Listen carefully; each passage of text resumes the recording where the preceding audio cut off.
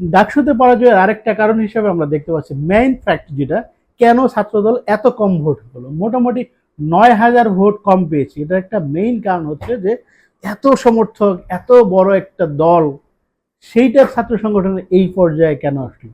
মোটামুটি বড় একটা ফ্যাক্টর যেটা হয়েছে, বিএনপি হচ্ছে সমর্থক নির্ভর দল, এবং সমর্থকরা কারা? সমর্থকরা হচ্ছে anti Indian, anti Awami League এবং মুসলিম জাতীয়তাবাদ যেটা ধারণ করে, ইসলামী মূল্যবোধ যাদের রয়েছে, তাদের একটা বড় অংশ হচ্ছে বিএনপির সমর্থক। কিন্তু এই স্বৈরাচার পতনের পর যেটা দেখা গিয়েছে এবং খুব স্পষ্টভাবে, সুস্পষ্টভাবে দৃশ্যমান হয়েছে, বিএনপির মধ্যে ভারত বিরোধিতার, ওই যে আগের ভারত বিরোধীরা তারা যে বয়ান দিত যে বাংলা আওয়ামী লীগ জিতলে বাংলাদেশ ভারত হয়ে যাবে, মসজিদে উলুধ্বনি হবে, মানে এর মাধ্যমেই মুসলিম যে সংখ্যাগরিষ্ঠ মুসলিম কমিউনিটি, যারা একটু ধর্মীয়ভাবে, যারা একটু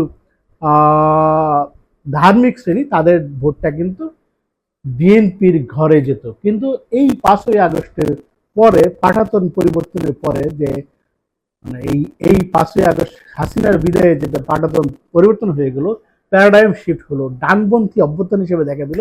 এই অভ্যুত্থানের পরে কিন্তু বিএনপি তার যে মুসলিমদের যে সেন্টিমেন্ট, ইসলামী যে সেন্টিমেন্ট, মানে উদার মুসলিমদের যে ভোট সমর্থন, যারা যেই সমর্থক গোষ্ঠী ছিল, তাদেরকে তারা ত্যাগ করেছে। ত্যাগ করেছে কিভাবে?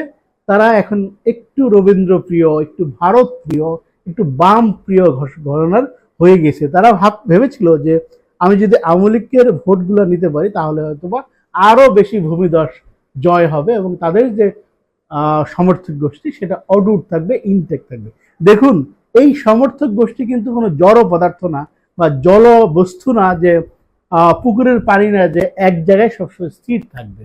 এটা হচ্ছে সদা প্রবাহমান। আপনি তাদেরকে ত্যাগ করে চলে গেছেন, তারা ত্যাগ করে যেখানে যাদেরকে সবচেয়ে বেশি ভারত বিদ্বেষী মনে হয়েছে, ভারত বিরোধী মনে হয়েছে এবং আওয়ামী বিরোধী মনে হয়েছে এবং মুসলিম বা ইসলামের কাছাকাছি মনে হয়েছে, ওই সমর্থক গোষ্ঠীটা ওই দিকে ঝুঁকে পড়েছে। ফলে যেটা হয়েছে, আপনি আসলটা ছেড়ে দিয়েছেন, আসল থেকে লুজার হয়েছেন এবং আওয়ামী লীগের ভোটের দিকে সংগ্রহ করার চেষ্টা করেছেন। ফলে আপনার এইখানে এরকম একটা বিপর্যয় এসেছে। দেখুন, আপনাদের ফোজা পাগলা, ফজলুর রহমান, যেটা ফজলু সাহেব যে কথা বলেছেন, এই প্রতিটা ভোটের কথাই কিন্তু ভোট কমেছে। আপনাদের বাম ঘরনার, নাস্তিক ঘরনার কথাবার্তার টোন যেটা, আমাদের ডাক্তার জাহিদ উনি যেভাবে কথা বলেন, উনি যখন শিবিরের বিপক্ষে ভোট চান, তখন কিন্তু ভোটটা ওই দিকে গিয়ে পড়ে, শিবিরের পক্ষে পড়ে। যারা একটু মুসলিম, একটু আধুনিক প্রগতিশীল মুসলিম, তারা কিন্তু ওই দিকে ভোট দেন। ফলে কিছু কিছু বুদ্ধিজীবীও এই কাজগুলা বিএনপির এই পরাজয়ের জন্য, ছাত্রদলের এই পরাজয়ের জন্য কাজ করেছে। এবং বিএনপিকে অবশ্যই মনে রাখতে হবে, তারা কিন্তু জিয়াউর রহমানের পলিটিক্স থেকে সরে গিয়েছিলেন, খালেদা পলিটিক্সে সরে গিয়েছেন, এখন তারেক রহমানের পলিটিক্স করতেছেন। হ্যাঁ, তারেক রহমানের পলিটিক্স যদি সফল হয় তাহলে ভালো, কিন্তু এখন পর্যন্ত আমরা যেটা দেখতে পাচ্ছি, জিয়াউর রহমানের পলিটিক্সটাই ছিল বাংলাদেশ সবচেয়ে স্মার্ট, আধুনিক, গণতান্ত্রিক, উদার এবং শক্তিশালী পলিটিক্স। যেই পলিটিক্সটা পুরা দেশবাসীকে একত্রিত করেছে এবং ক্ষমতায় নিয়েছে, যেটাকে বিএনপিকে 2বার ক্ষমতায় নিয়েছে, সেই জিয়াউর রহমানের পলিটিক্স যদি ধরতে না পারেন বা এখনো শুরু করতে না পারেন, তাহলে কিন্তু হবে না।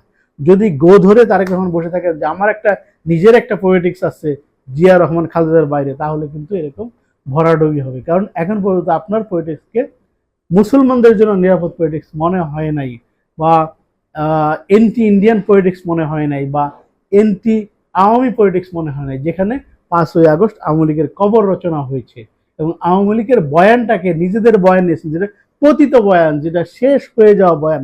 মূলত আওয়ামী লীগের বয়ান কি ছিল? মুক্তিযুদ্ধ, ধর্মনিরপেক্ষতা। এই বয়ানের মাধ্যমেই কিন্তু তারা দুঃশাসন করেছেন, তারা আয়নাঘর করেছেন, তারা অবশাসন করেছেন, তারা $234 বিলিয়ন পাচার করেছেন, যে এই বয়ানের মাধ্যমে। সুতরাং এই বয়ানটা কিন্তু একদম শেষ হয়ে গেছে সেই, এবং এই বয়ানের মাধ্যমে, এই বয়ান দিয়েই পালিয়ে গেছে। সো বিএনপি এই বয়ানটা নিয়ে চরম ভুল করেছে, বয়ানের রাজনীতিতে পিছিয়ে পড়ছে, সেই জন্য এইটা হয়েছে।